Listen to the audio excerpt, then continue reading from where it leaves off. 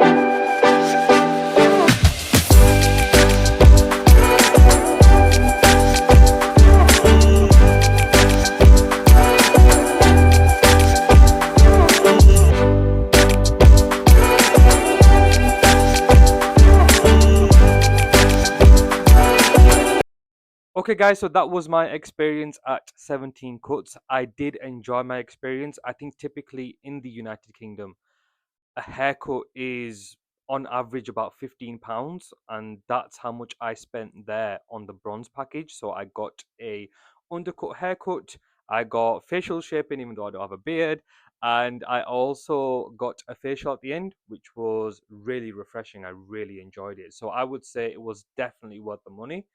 The haircut was good. I did like the undercut comb over. I felt like there was quite a lot of hairspray used, perhaps where not necessary. I think normally I would go for like a hair powder or a paste and then just give it a little drizzle of hairspray. So I think there was quite a lot of hairspray in there, to be honest. I think there was more used in that one video than I use in perhaps a year.